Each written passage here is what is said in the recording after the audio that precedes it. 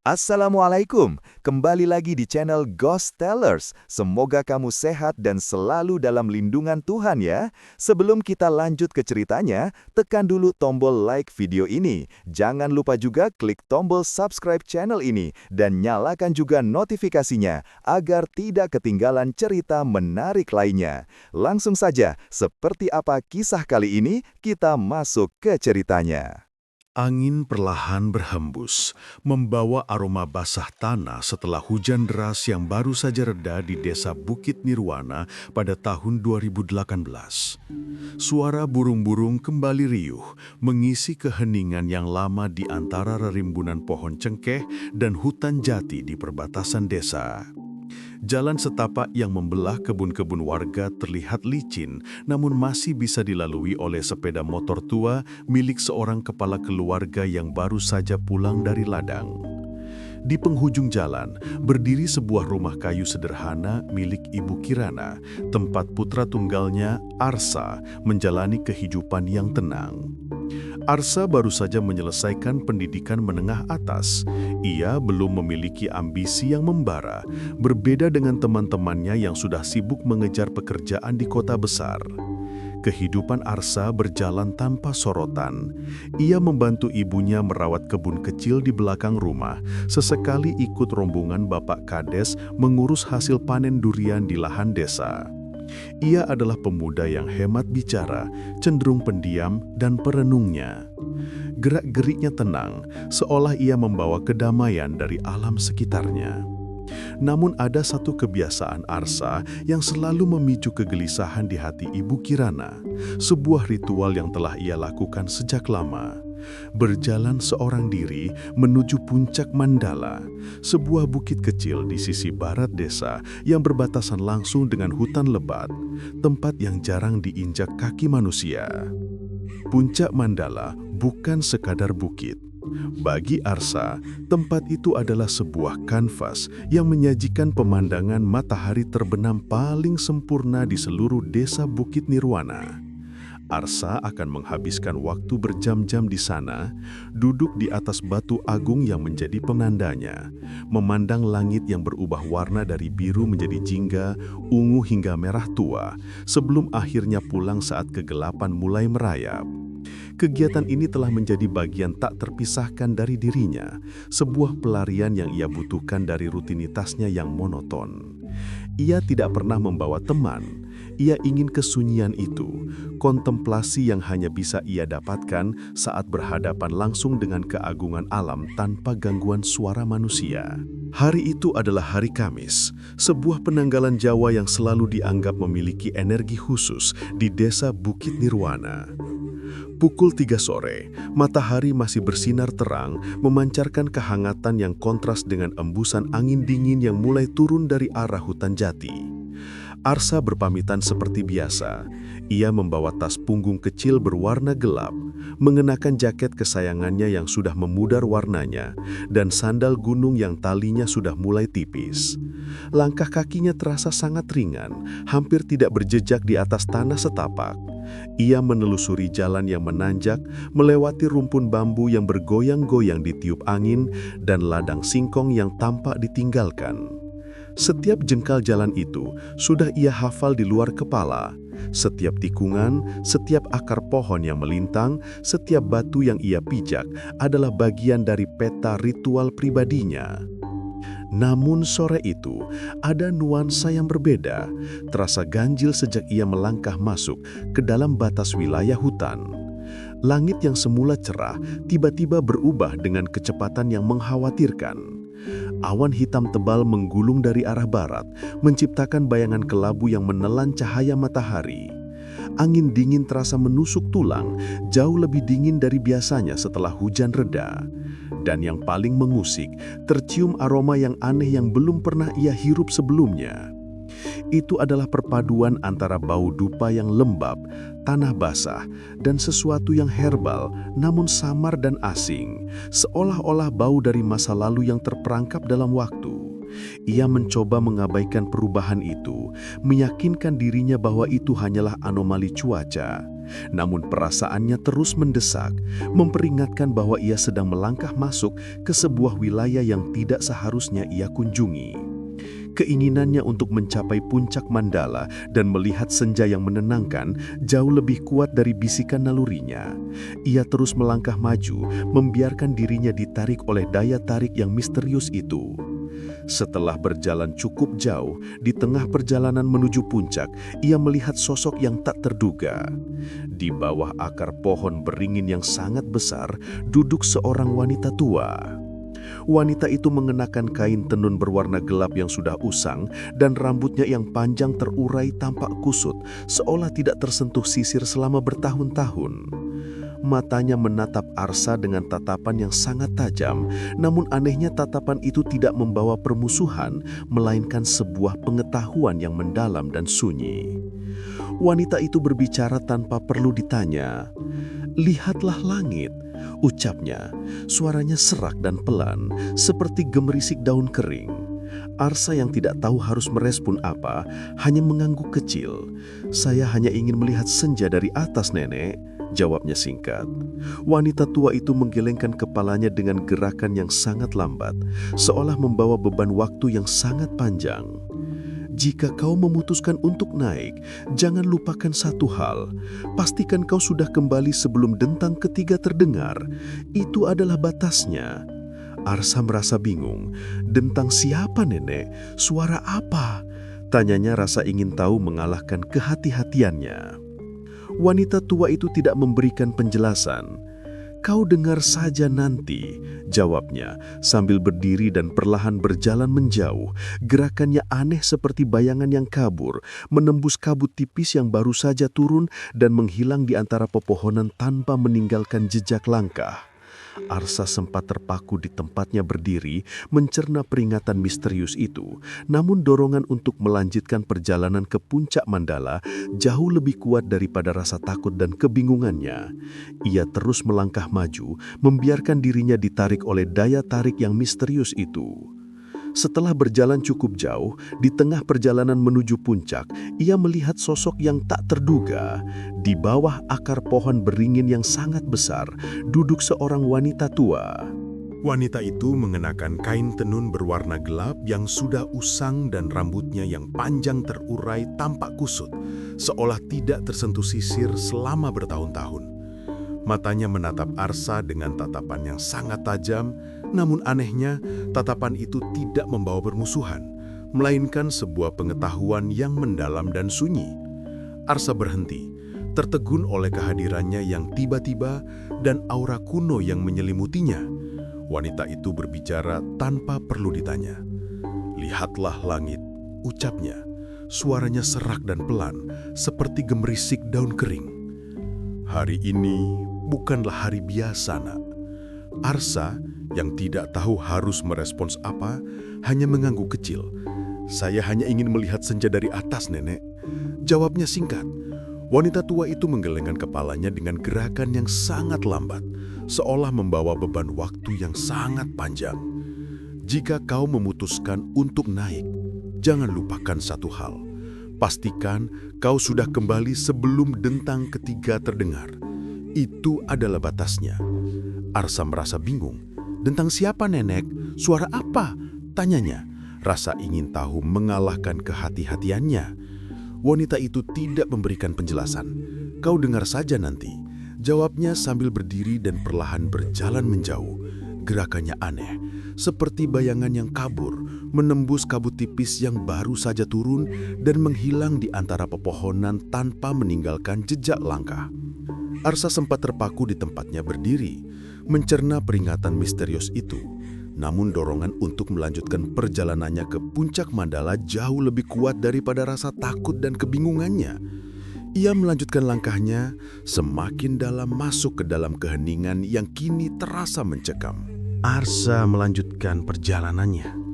Langkahnya menjadi lebih cepat, seolah ingin segera keluar dari zona misterius yang baru saja ia masuki.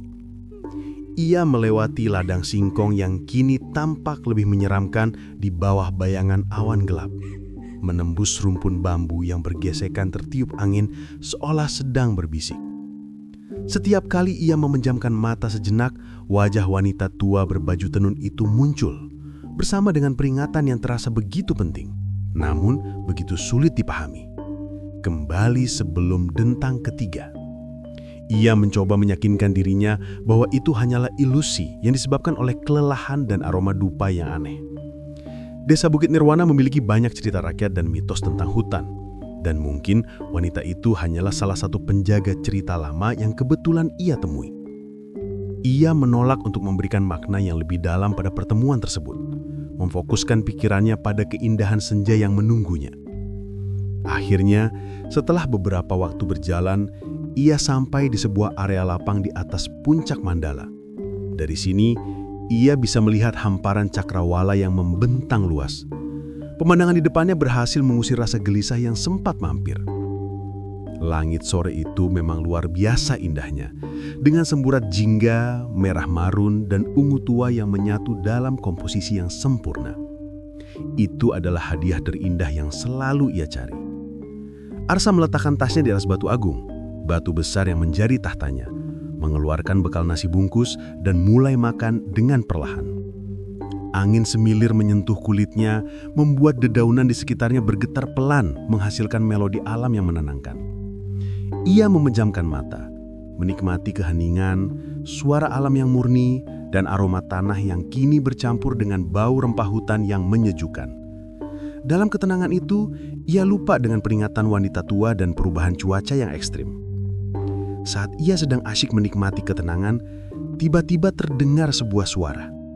Suara itu adalah dentang pertama. Bunyinya seperti suara gong kuno yang dipukul dari jarak yang sangat jauh. Terdengar berat dan bergema, seolah datang dari balik bukit yang tak terlihat. Arsa membuka matanya dengan terkejut. Hutan di sekitarnya terasa sedikit lebih gelap, dan bayangan di antara pepohonan semakin tebal. Ia menoleh cepat ke segala arah. Tidak ada siapa-siapa, tidak ada tanda-tanda kehadiran manusia, apalagi sebuah desa atau tempat ritual yang bisa menghasilkan suara gong. Ia teringat akan ucapan wanita tua itu, namun ia segera menepisnya. Paling-paling suara dari hajatan di kampung sebelah yang terbawa angin, pikirnya sebuah pembenaran logis yang ia gunakan untuk menenangkan kegelisahan dalam hatinya. Ia kembali duduk, melanjutkan makannya, mencoba mengembalikan ketenangan yang sempat hilang. Beberapa saat kemudian suasana di sekitarnya berubah lagi. Angin yang tadi berhembus pelan mendadak berhenti. Udara menjadi beku, sunyi, seolah waktu telah dihentikan. Kemudian terdengar suara yang kedua. Ini adalah dentang kedua. Suara ini berbeda dari yang pertama. Kali ini bunyinya seperti lonceng tua yang berdentang sendirian, sendu dan jernih bergema tepat di udara di atas kepalanya. Suasana di sekitarnya menjadi dingin dan kabut tipis mulai turun perlahan, menyelimuti sebagian pemandangan yang tadinya terlihat jelas. Kabut itu tidak seperti kabut pada umumnya. Ia terasa padat dan berat, seperti tirai yang ditarik secara perlahan.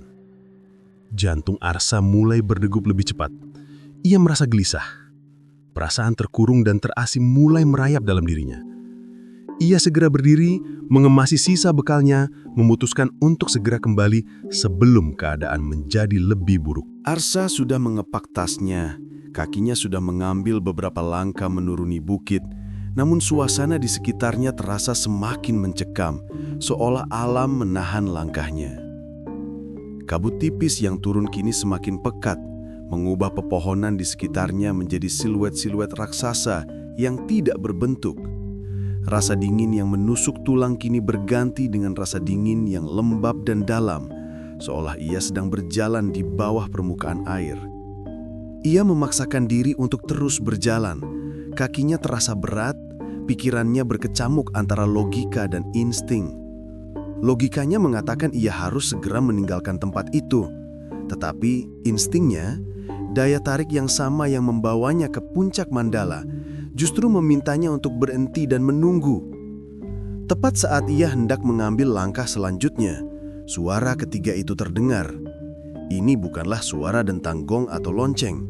Dentang ketiga adalah suara tangisan.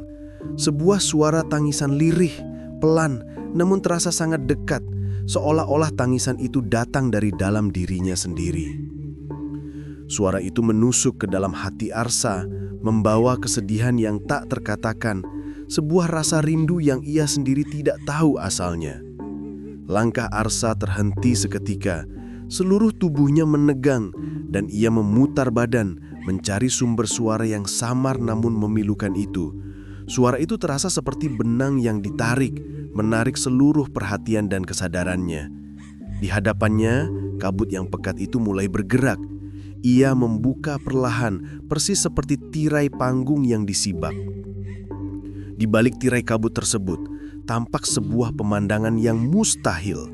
Terbentang sebuah jalan setapak, jalanan yang belum pernah Arsa lihat seumur hidupnya di desa Bukit Nirwana. Jalanan itu menurun, diapit oleh pohon-pohon yang sangat tinggi dan menjulang, jauh lebih tinggi dan lebih tua dari pohon-pohon jati yang ia kenal. Jalanan itu tampak terang, seolah ada cahaya alami yang memancar dari dalamnya, kontras dengan kegelapan dan kabut di sekitarnya. Meskipun seluruh akal sehatnya berteriak untuk mundur, untuk lari menjauh dari ilusi yang mengerikan itu, kaki Arsa bergerak maju. Ia tidak mengendalikannya. Langkahnya terasa ringan, hampir melayang, seolah ia tidak lagi menapak tanah yang sesungguhnya. Ia berjalan dan terus berjalan menuruni jalan setapak yang baru, anehnya tanpa rasa takut yang mencekam, melainkan dengan sebuah rasa penasaran yang tak tertahankan, seolah ia akhirnya menemukan sesuatu yang telah lama hilang. Arsa berjalan cukup lama hingga ia menyadari keanehan yang paling mencolok. Langit di atasnya telah berubah total. Matahari yang seharusnya sudah tenggelam beberapa waktu lalu, kini bersinar lagi, tetapi dari arah yang berbeda, mencamparkan cahaya yang aneh. Birunya langit jauh lebih tua, lebih gelap, dan cahaya mentarinya berpendar dengan nuansa keemasan yang tidak alami. Ia merasa seperti baru saja melangkah keluar dari satu ruang dan masuk ke dalam ruang yang lain. Ini bukan lagi puncak Mandala, ini bahkan bukan lagi hutan jati yang tadi ia lewati. Ia menyadari sepenuhnya bahwa ia telah melangkah, ia telah melanggar peringatan wanita tua itu, dan dentang ketiga telah menjadi pintu gerbangnya. Ia telah tiba di sebuah tempat yang asing, sebuah tempat yang ia tidak tahu bagaimana ia bisa kembali. Perasaan terkejut dan sedikit gentar bercampur dengan penerimaan yang aneh, seolah jauh di lubuk hatinya. Ia memang telah lama menanti momen ini. Setelah berjalan melewati jalan setapak aneh itu, Arsa akhirnya tiba di sebuah area yang menyerupai pemukiman. Itu adalah sebuah dusun kecil, tersembunyi dengan rumah-rumah yang terbuat dari kayu tua yang tertata rapi. Dusun itu tampak hidup, namun dalam cara yang sangat kuno. Tidak ada tiang listrik yang melintang, tidak ada kabel telepon, tidak ada antena televisi yang menjulang, tidak ada satupun tanda-tanda modernitas yang ia kenal di desa Bukit Nirwana. Orang-orang berlalu lalang, mengenakan pakaian tradisional yang tampak seperti berasal dari masa lalu. Kain tenun, sarung, dan ikat kepala. Mereka bergerak dengan tenang dan damai, seolah mereka tidak terikat pada laju waktu yang mendesak. Yang paling membuat Arsa terkejut adalah reaksi mereka terhadapnya. Mereka tidak kaget melihat seorang pemuda asing dengan jaket abu-abu dan sandal gunung. Bahkan, beberapa dari mereka menyapanya dengan senyum ramah, seolah-olah ia adalah tamu yang sudah lama dinanti. "Kamu pasti Arsa ya? Kami sudah menunggu," ucap seorang pria tua yang tampak berwibawa, memancarkan aura seorang pemimpin. Pria itu mendekatinya dengan langkah pelan. Arsa terdiam, kebingungan menyelimuti dirinya. "Menunggu? Maaf Bapak, saya tersesat. Saya harus segera kembali ke desa saya," ujar Arsa, mencoba menjelaskan situasinya. Namun kata-katanya terdengar asing dan janggal di tengah keheningan dusun itu. Pria tua itu yang belakangan ia kenal sebagai Kiai Jaya, kepala dusun Rimba Sunyi, hanya tersenyum bijaksana. "Iya, sudah lama kami tahu kamu akan datang. Tapi kamu harus istirahat dulu. Ayo, mari masuk." Tanpa memberikan penjelasan lebih lanjut, Kiai Jaya membawa Arsa masuk ke salah satu rumah kayu. Di dalam ia disambut dengan kehangatan yang tak terduga. Ia diberi makanan hangat, air bersih dari kendi untuk mandi, dan disiapkan tempat tidur dari anyaman pandan yang beraroma rempah. Malam itu, sebelum tidur, Arsa menatap langit dari jendela kecil rumah. Bintang-bintang bertaburan dengan keindahan yang belum pernah ia lihat, namun mereka membentuk rasi bintang yang sama sekali asing. Bukan rasi bintang yang ia pelajari di sekolah. Rasa kantuk menyerangnya, dan ia mencoba meyakinkan dirinya sendiri bahwa semua ini hanyalah mimpi, sebuah ilusi yang diciptakan oleh kelelahan. Mungkin aku tertidur di atas batu agung, dan ini hanya halusinasi. Besok pagi, aku pasti bangun dan kembali berada di kamarku. Bisiknya dalam hati, ia memejamkan mata, berharap akan terbangun di dunianya yang normal. Namun, pagi itu datang dan ia tetap berada di dusun rimba sunyi. Sinar matahari pagi menembus celah-celah rumah kayu, menyorot anyaman tikar pandan tempat ia tidur. Udara segar yang ia hirup membawa aroma wangi dedaunan yang belum tersentuh polusi. Ia keluar rumah, disambut oleh senyum seorang wanita muda yang sedang menumbuk padi. "Selamat pagi, Mas Arsa. Sudah segar? Mari sarapan," sapa wanita itu. Arsa terdiam, terkejut. "Kamu tahu nama saya?" Wanita itu mengangguk ramah. "Sudah dari dulu kami tahu nama sampean. Kiai Jaya bilang sampean akan datang." Nama-nama asing, wajah-wajah ramah, dan penerimaan yang tidak masuk akal semakin menguatkan keyakinan Arsa. Ia berada di sebuah tempat yang melampaui logika. Ia mencoba mencari jejak kampung ini dalam buku sejarah atau cerita rakyat yang pernah ia baca, namun tak ada satupun yang cocok. Semua tampak seperti dunia lama, tertinggal oleh waktu. Namun yang paling menggusik adalah kenyataan bahwa mereka tahu ia akan datang. Kehadirannya bukan sebuah kebetulan, melainkan takdir yang telah tertulis lama. Hari-hari pertama Arsa di dusun rimba sunyi berjalan seperti sebuah pementasan teatrikal yang surreal. Ia menyusuri dusun, mengamati setiap detail kehidupan warganya yang seolah terhenti dalam waktu. Anak-anak bermain dengan bola yang terbuat dari anyaman rotan, bukan dengan ponsel atau gawai yang ia kenal. Para ibu sibuk menjemur rempah-rempah dan daun-daun obat yang beraroma kuat, menggunakan cara-cara pengobatan tradisional yang tidak lagi ditemukan di desa Bukit Nirwana. Para lelaki dewasa pergi ke hutan membawa hasil buruan dan kayu, bekerja dengan alat-alat sederhana yang telah digunakan turun-temurun. Tidak ada satupun barang modern yang terlihat. Tidak ada kabel, tidak ada kendaraan bermotor, tidak ada kebisingan mesin. Dusun itu adalah sebuah oase kedamaian dan kesunyian. Namun kedamaian itu terasa mencekik bagi Arsa, karena di baliknya tersimpan misteri yang belum terpecahkan. Arsa memberanikan diri mendekati seorang pria tua yang sedang memahat batang bambu dengan sangat teliti di bawah pohon rindang. "Permisi, Bapak. Saya ini sebenarnya di mana? Apakah tempat ini ada di peta?" tanya Arsa, suaranya terdengar ragu.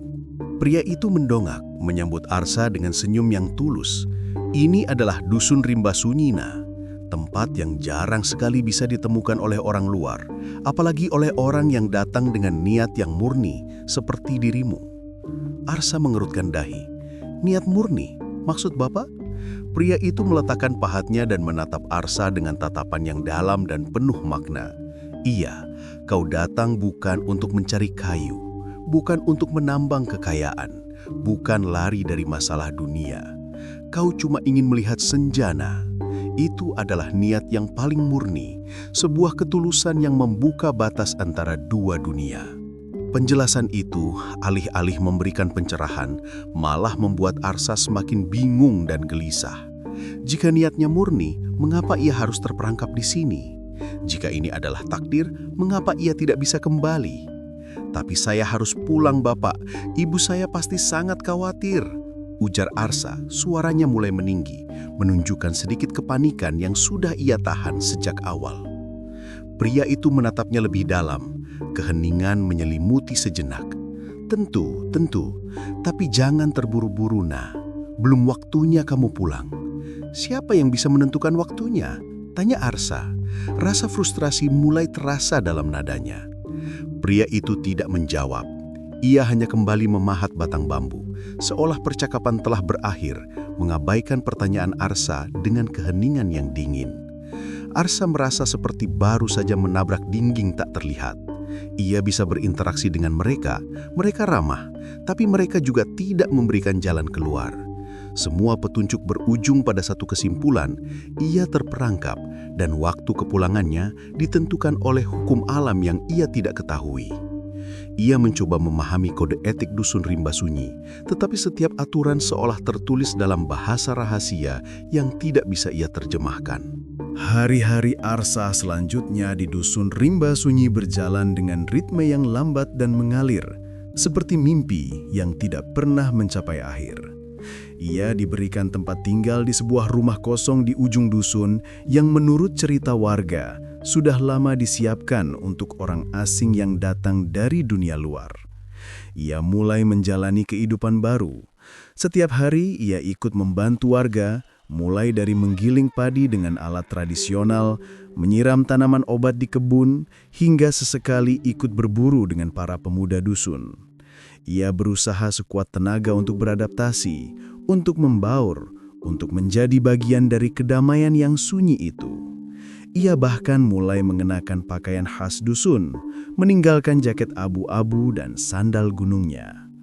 Namun, yang membuat semua pengalamannya terasa aneh dan tidak wajar adalah sensasi waktu di tempat itu. Matahari terbit dan terbenam seperti biasa. Bulan berganti, tetapi tidak pernah ada rasa lelah yang sesungguhnya datang. Malam di sana terasa sangat tenang. Tidak ada nyamuk, tidak ada suara binatang buas yang mengancam. Alam di dusun rimba sunyi seolah berjalan dalam irama yang berbeda, terpisah dari laju kehidupan di dunia Arsa. Itu adalah sebuah keheningan yang sempurna. Namun keheningan itu justru membuatnya gelisah, karena ia merasa bahwa setiap detik yang ia habiskan di sini adalah waktu yang hilang di desa Bukit Nirwana. Suatu sore, Arsa duduk sendirian di bawah pohon asam besar di pinggir dusun, memikirkan ibunya, Ibu Kirana, yang pasti sedang menunggunya dengan cemas di rumah. Saat itu, Kiai Jaya datang menghampiri, membawa 2 cangkir air jahe yang hangat. "Sudah betah, Nak?" tanya Kiai Jaya duduk di sampingnya. Arsa mengangguk ragu. "Dusun ini sangat damai, Kiai. Terlalu damai. Tapi saya masih ingin tahu satu hal." Ia menatap Kiai Jaya dengan tatapan memohon. "Apakah dusun ini nyata, Kiai? Maksud saya, apakah saya sedang bermimpi? Atau apakah saya sudah meninggal, Kiai?" Kiai Jaya tertawa pelan. Tawanya terdengar seperti gemericik air. "Kau masih hidup, Nak. Ini bukan alam gaib seperti yang kamu bayangkan, dan kau tidak sedang bermimpi. Tapi ini juga bukan tempat biasa. Ini adalah batas, tempat di mana waktu bergetar." Lalu ia melanjutkan, "Kau bertanya kenapa kamu tidak bisa pulang. Bukan tidak bisa, Arsa, tapi belum saatnya.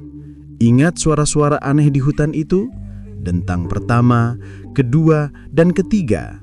Arsa merasakan ketegangan menjalar di sekujur tubuhnya.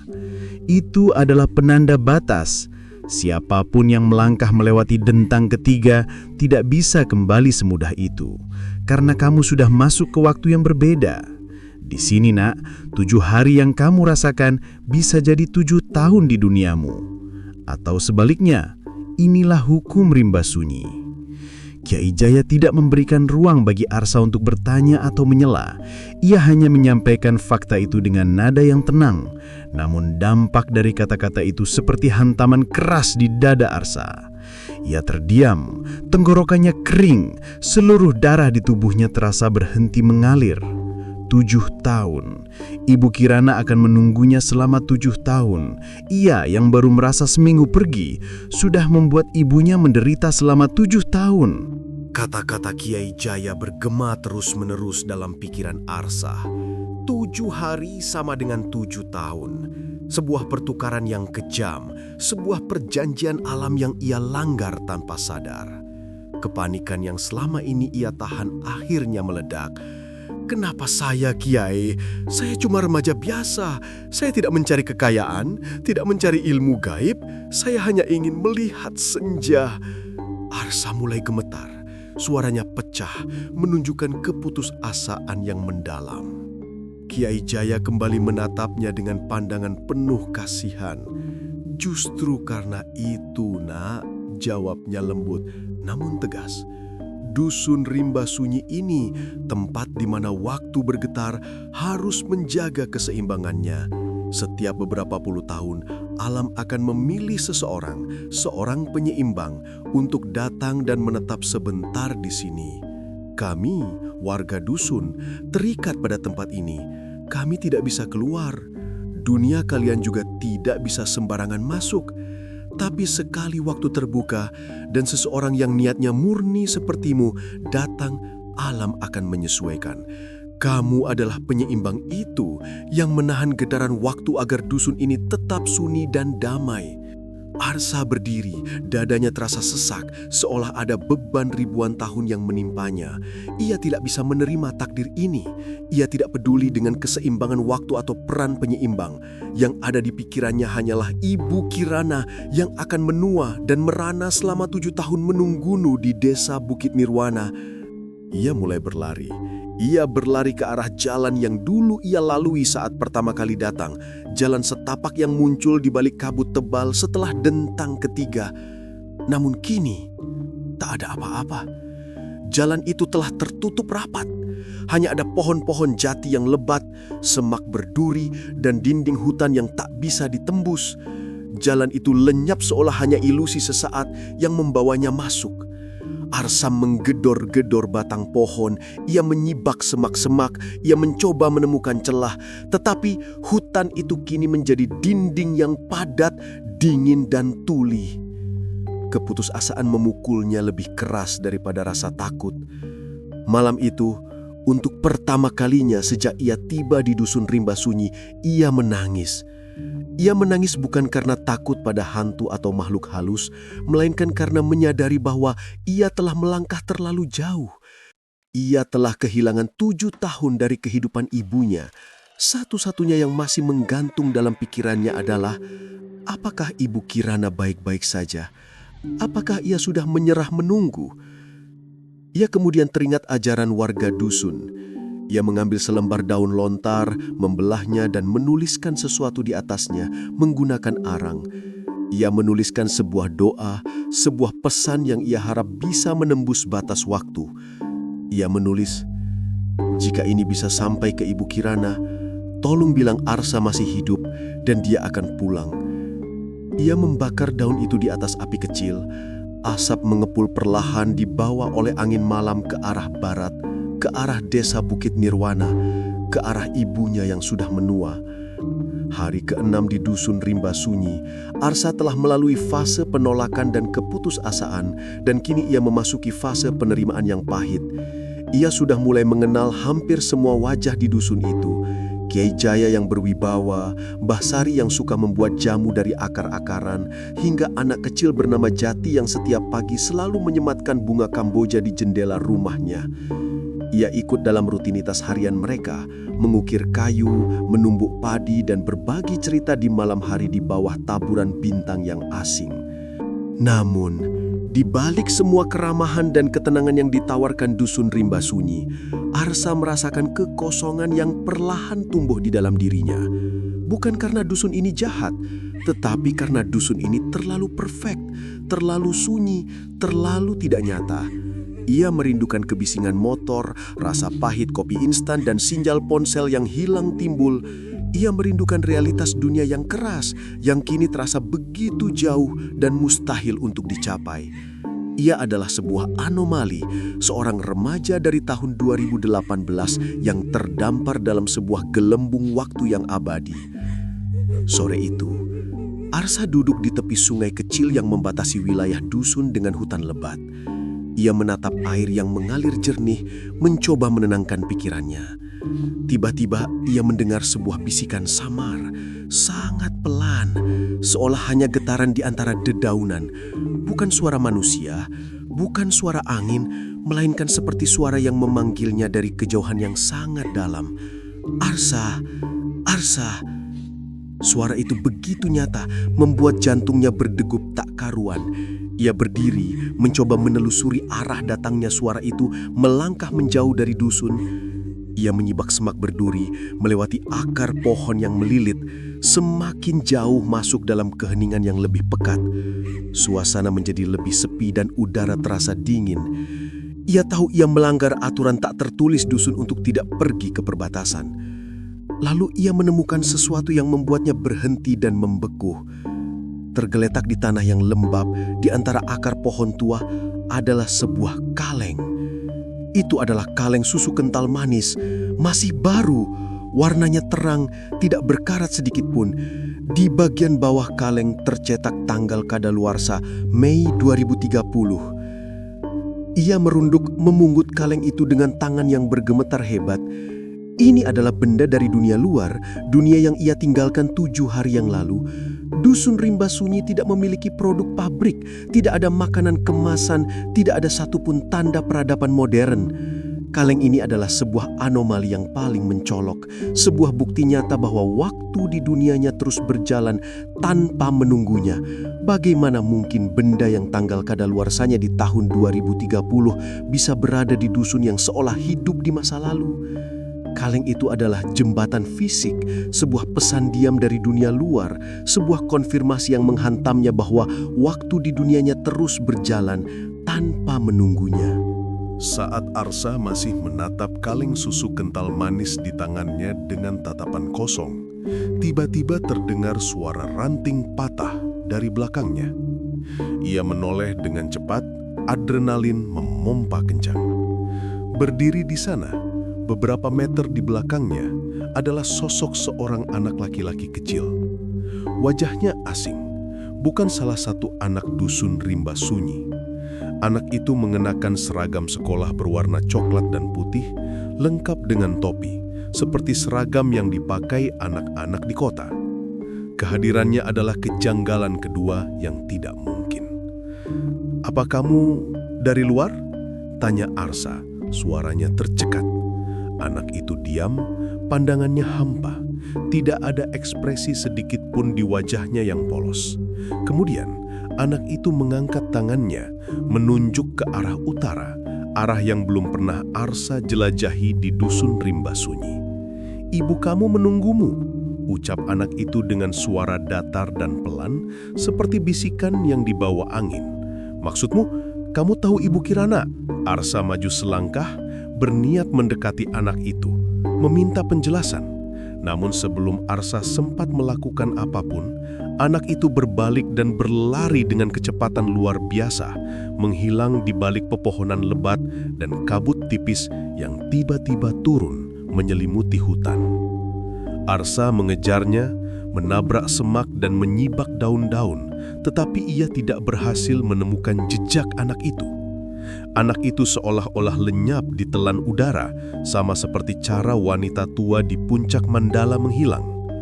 Lelah dan kehabisan napas, Arsa kembali ke dusun saat matahari hampir terbenam, membawa kaleng susu kental manis itu sebagai satu-satunya bukti nyata dari pertemuan yang mustahil. Malam itu, dengan hati yang berdebar, Arsa menyerahkan kaleng itu kepada Kiai Jaya. Kepala dusun itu menatap kaleng itu lama sekali, seolah sedang membaca sebuah pesan yang tertulis di masa depan. Raut wajahnya berubah menjadi sedih, sebuah kesedihan yang dalam yang ia coba sembunyikan. "Tanda sudah datang," katanya pelan, suaranya terdengar seperti sebuah vonis. Arsa merasakan hawa dingin merayap di punggungnya. "Tanda apa, Kiai?" tanya Arsa. Kiai Jaya menghela napas panjang. "Tanda bahwa waktumu di sini hampir selesai, nak. Batas dunia ini kembali menipis." Arsa merasa lega, sebuah harapan muncul di dadanya. Apakah ini berarti ia bisa pulang? Namun raut wajah Kiai Jaya tidak menunjukkan kelegaan, melainkan sebuah keseriusan yang mencekam. "Kamu harus memilih nanti malam," ujar Kiai Jaya, tatapannya tidak lepas dari api obor yang bergetar. "Memilih apa, Kiai?" Kiai Jaya menjawab, "Memilih antara tinggal di Rimbasuni atau pulang dan menghadapi 7 tahun yang sudah berjalan di duniamu." Arsa hanya bisa menatap api obor itu, menyadari bahwa ia tidak hanya akan pulang, tetapi juga akan berhadapan dengan konsekuensi waktu yang telah ia curi dari kehidupan ibunya. Malam itu, dusun Rimbasuni terasa berbeda. Suasananya dipenuhi ketegangan yang sunyi.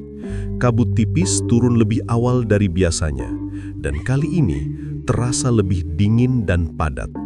Suara hutan menjadi lebih keras. Gemerisik dedaunan terdengar seperti bisikan rahasia yang saling bersahutan. Seluruh warga dusun seolah tenggelam dalam keheningan. Lampu-lampu minyak di rumah mereka dimatikan lebih cepat, meninggalkan dusun dalam kegelapan yang dihiasi hanya oleh cahaya bulan yang redup. Semua orang seolah tahu bahwa malam itu adalah malam penentuan, sebuah titik balik bagi Arsa dan bagi keseimbangan dusun Rimbasuni.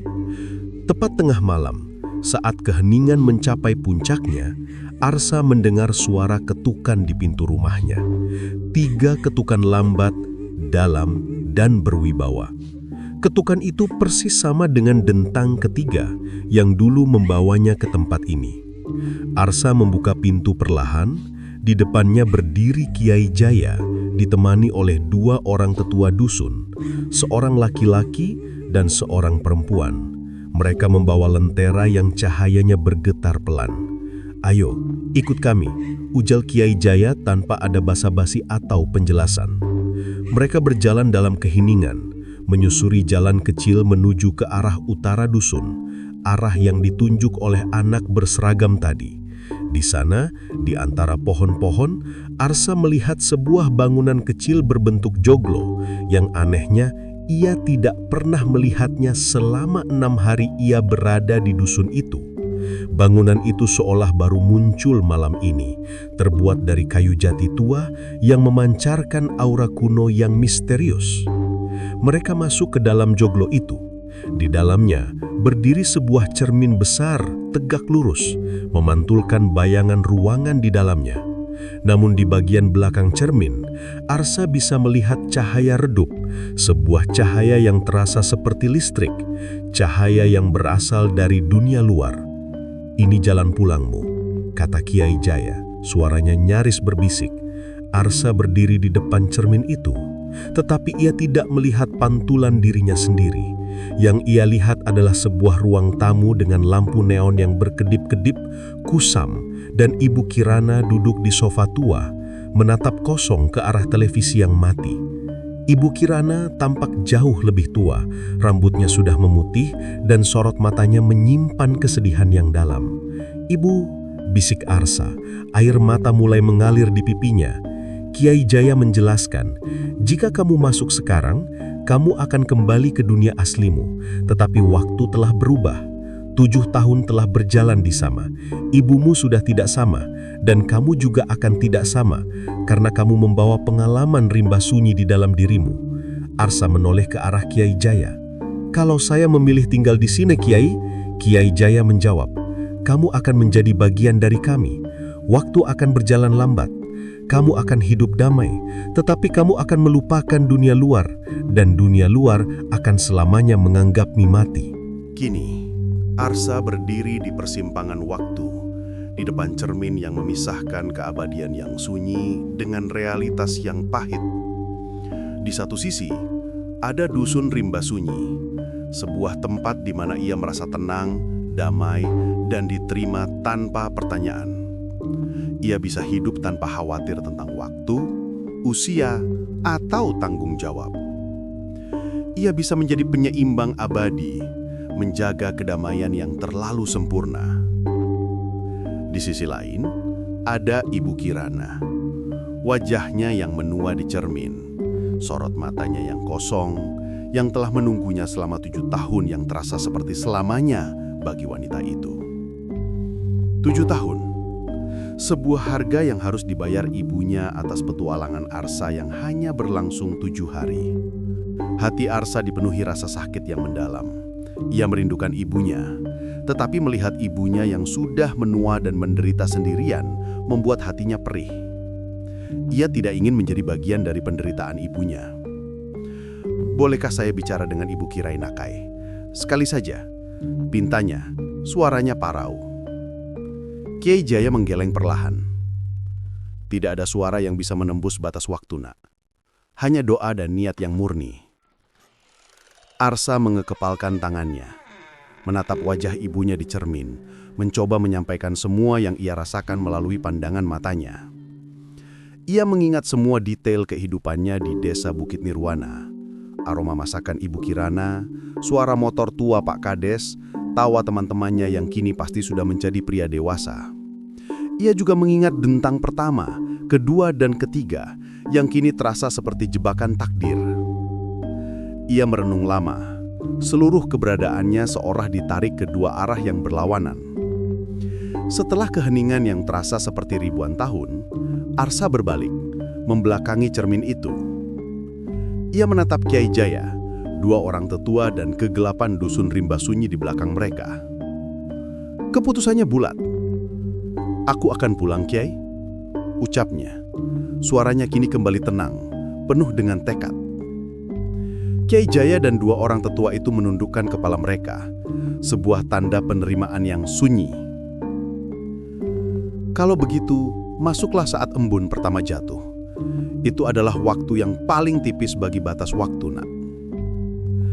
Arsa menakepalkan tangannya, menatap wajah ibunya di cermin, mencoba menyampaikan semua yang ia rasakan melalui pandangan matanya.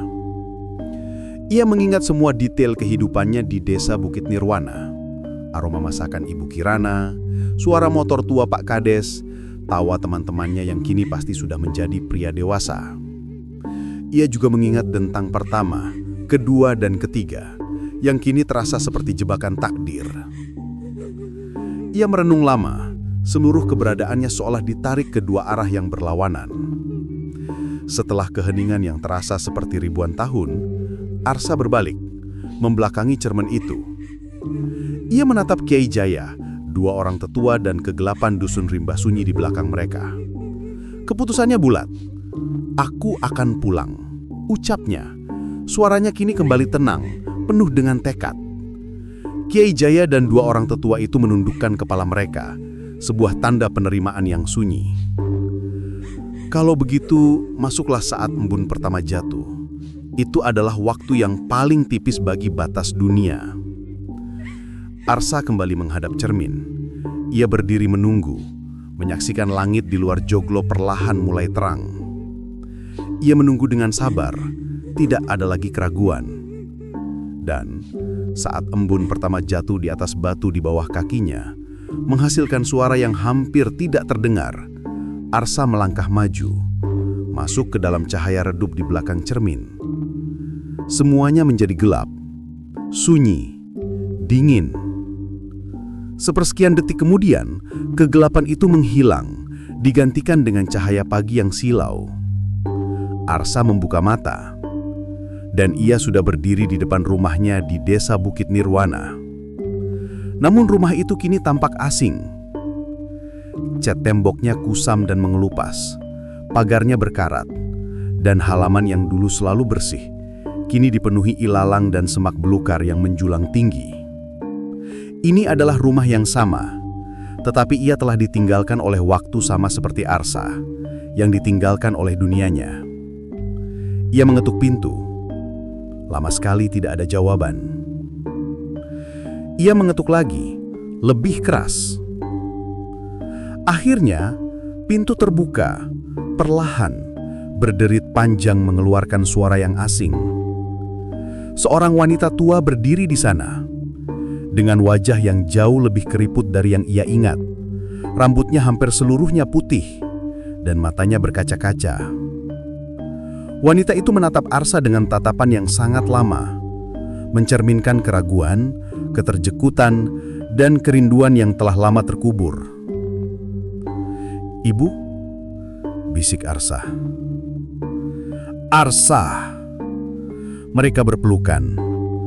Sebuah pelukan yang hangat, lama, dan penuh penyesalan di mana waktu seolah berhenti sejenak untuk memberi ruang bagi pertemuan ini. Pagi itu, langit tampak lebih terang dari biasanya. Bukan karena cuaca yang cerah. Itu adalah karena mata Arsa yang kini telah terbiasa dengan keheningan dan cahaya lembut dusun rimba sunyi. Dunia nyata terasa terlalu bising, terlalu cepat, terlalu dingin. Di ruang tamu yang dulu ia kenal, banyak hal telah berubah dalam 7 tahun.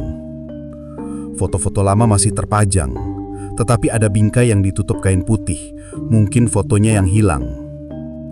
Tumpukan koran lama menggunung di sudut, berdebu, mencatat berita-berita dunia yang ia tidak ketahui. Aroma rumah itu tak lagi seperti kenangan, melainkan bau apek yang ditinggalkan waktu. Namun Ibu Kirana, meskipun jauh lebih tua, matanya masih mengenali wajah putranya. "Kamu masih ingat tanggal kamu pergi?" tanya Ibu Kirana lirih, sambil menyuguhkan teh panas yang Arsa minum dengan tergesa. Arsa menggeleng. "Terakhir kali aku lihat kalender tahun 2018. Sekarang tahun berapa, Bu?" Ibu Kirana menatap kosong. "Tahun 2025, Nak. 7 tahun. Kamu menghilang seperti ditelan bumi." Arsa membisu. Tangannya gemetar memegang cangkir.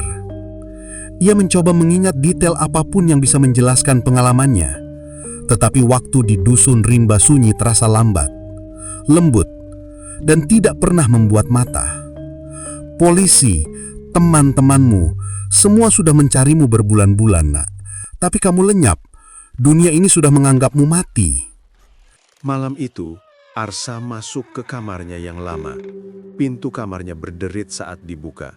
Suaranya sangat mengganggu setelah ia terbiasa dengan keheningan rimba sunyi. Di dalamnya, tumpukan barang-barang masa lalunya tersimpan seperti dikubur oleh waktu. Ada gitar tuanya, buku pelajaran SMA yang masih ia tinggalkan, dan di atas meja belajarnya yang berdebu masih ada piala lomba menggambar dari SMP. Ia duduk di tepi tempat tidur, mencoba menata ulang kepingan ingatannya. Ia membandingkan 7 hari yang penuh kedamaian dengan 7 tahun yang ia lewatkan di dunia ini. Lalu, sesuatu menarik perhatiannya. Di bawah tempat tidur, ada sebuah kotak kecil berwarna merah yang ia tarik keluar. Di dalamnya terdapat berkas-berkas yang tersusun rapi, dan di antara tumpukan kertas itu, ada satu berkas yang membuat dadanya sesak dan napasnya tertahan. Akta ketiadaan sementara atas nama Arsa dinyatakan hilang dan diduga meninggal dunia. Tanggal penetapan Februari 2018. Dunia telah menganggapnya mati. Keluarga dan teman-temannya telah mengadakan acara kecil 7 tahun yang lalu di dekat Batu Agung, tempat terakhir ia terlihat. Ia telah menjadi hantu bagi dunia yang ia rindukan. Keesokan paginya, Arsa memutuskan untuk kembali ke tempat itu, ke Batu Agung di puncak Mandala. Ia berjalan kaki, melewati jalan yang dulu ia hafal. Namun kini semuanya berubah. Jalan setapak menuju hutan jati nyaris hilang, tertutup tanaman liar dan tanah longsor kecil. Semak belukar telah menelan petunjuk jalan. Setelah bersusah payah, ia akhirnya sampai di Batu Agung. Ia berdiri lama di sana, memandang ke kejauhan. 7 tahun, 7 hari. Tiba-tiba dari arah belakangnya terdengar suara langkah kaki. Arsa menoleh dengan cepat, jantungnya berdegup kencang, berharap itu adalah salah satu warga dusun rimba sunyi, sebuah celah untuk kembali. Namun, sosok yang muncul membuat lututnya goyah. Itu adalah anak laki-laki kecil berseragam coklat putih yang dulu ia lihat di perbatasan dusun rimba sunyi, anak yang menunjuk ke arah ibunya. Kali ini anak itu berdiri tepat di ujung Batu Agung, menatapnya lekat-lekat dengan mata yang hampa. "Kamu sebenarnya siapa?" tanya Arsa, suaranya bergetar. Anak itu tidak menjawab. Ia hanya menunduk, lalu mengedah ke langit dan mengangkat tangannya seolah sedang mengucapkan selamat tinggal. Kemudian, perlahan, tubuhnya memudar. Anak itu lenyap seperti asap yang tertiup angin, tanpa jejak, tanpa suara. Arsa terduduk di batu agung, napasnya tercekat. Ia menyadari satu hal, anak itu adalah penanda, bukan manusia. Sebuah manifestasi batas, sebuah jembatan yang menghubungkan rimba sunyi dengan dunia luar. Anak itu hanya muncul saat ada yang melintas atau kembali. Beberapa hari berlalu, Arsa berusaha keras untuk kembali membaur dengan kehidupan normal, tetapi ia tidak bisa. Ponsel terasa asing dan canggih, suara kendaraan terlalu kasar, bahkan air ledeng terasa pahit. Ia mencoba mencari teman-temannya, tetapi sebagian besar sudah pindah, menikah, atau bahkan tidak mengenalinya lagi. Bagi dunia luar, Arsa adalah pria yang hilang dan kembali dari kematian, sebuah cerita sensasional. Ia menolak diwawancarai, ia hanya ingin tenang. Namun malam-malamnya tetap dihantui oleh bayangan dusun rimba sunyi dan pertanyaan yang belum terjawab. Apakah tempat itu nyata? Atau hanyalah batas antara kehidupan dan kematian yang sempat ia lewati? Arsa memutuskan untuk menuliskan semua pengalamannya ke dalam jurnal. Ia menyebutnya hari yang tak pernah lewat. Ia tidak menyebutkan nama dusun, tidak menjelaskan lokasi pasti, hanya mencatat perasaan, suasana, dan suara-suara kecil yang membawanya kembali dari tempat yang mustahil.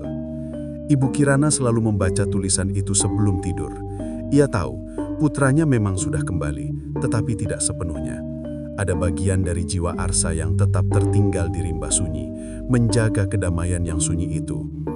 Suatu malam, Arsa pergi ke warung kopi langganan yang masih berdiri di sudut desa. Seorang pria tua duduk di pojok ruangan, menatapnya lama. Namanya Pak Hadi, mantan guru yang sudah pensiun. "Kamu Arsa ya?" tanya Pak Hadi tiba-tiba. Arsa mengangguk. "Aku tahu kamu. Waktu kamu hilang, aku ikut bantu cari ke hutan. Tetapi kamu tidak tahu, bertahun-tahun yang lalu aku juga pernah ke rimba sunyi," tanya Pak Hadi pelan. Arsa terkejut. "Bapak tahu dusun itu? Aku pernah tersasar ke sana waktu muda, sama seperti kamu.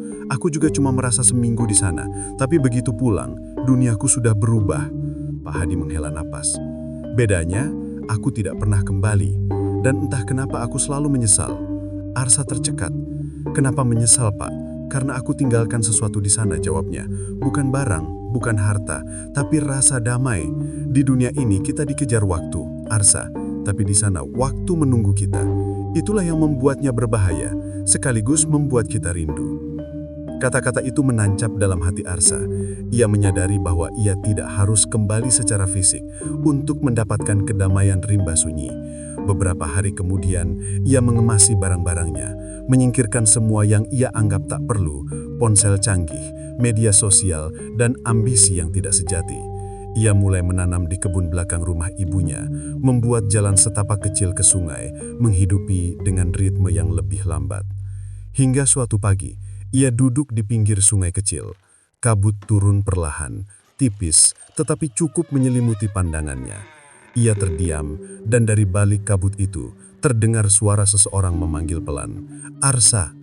Ia menoleh dan melihat sosok seorang lelaki tua mirip Kiai Jaya. "Sudah waktunya kembali?" tanya sosok itu tenang. Arsa mengangguk. "Tidak, Kiai, aku sudah kembali, tapi aku tidak akan melupakan." Sosok itu mengangguk, kabut menghilang sepelan datangnya. Arsa kembali ke rumah, mengambil jurnalnya, dan menulis kalimat terakhir. "Tak ada perjanjian, tak ada ikatan, tak ada korban. Hanya aku yang sempat tersesat lalu kembali. Tetapi sebagian dari diriku tetap tinggal di sana, menjaga kedamaian yang tak bisa dibawa pulang." Ia menutup buku itu, dan untuk pertama kalinya sejak ia kembali dari rimba sunyi, ia tertidur tanpa dihantui mimpi.